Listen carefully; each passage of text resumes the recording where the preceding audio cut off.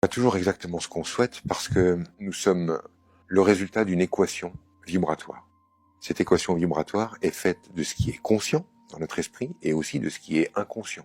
Donc consciemment, je veux une montagne de pognon pour m'éclater avec et faire l'expérience de la liberté. Alors on va dire, bah non, moi je veux ça et c'est pas l'expérience que je fais.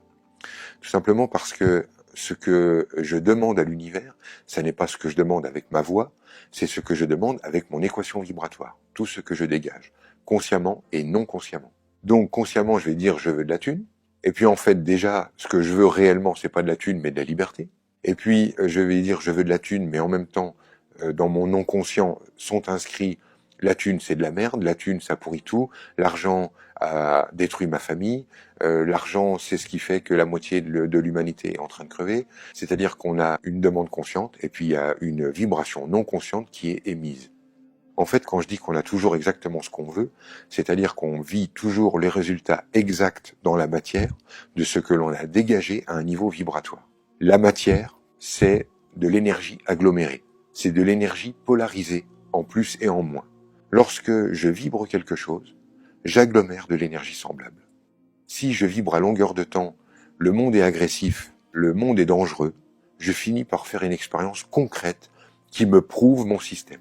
Ça, c'est la règle du jeu. Tout ce que l'on pense devient vrai dans notre système. C'est pour ça que la spiritualité n'est pas prouvable. Parce que celui qui pense qu'il n'y a que la matière en a la preuve. Celui qui pense qu'il n'est pas le maître de sa vie en a la preuve. Notre liberté de créer est telle qu'on peut même créer l'expérience d'avoir le sentiment de ne pas être le créateur.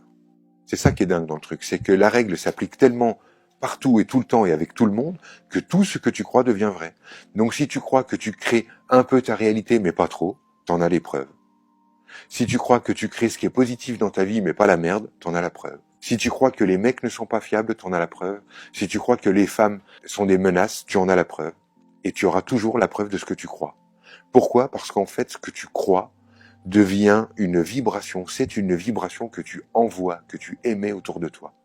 C'est ce que d'aucuns appelleraient le champ électromagnétique autour de toi, ou l'aura. Il y a inscrit autour de toi tout ton système de croyances.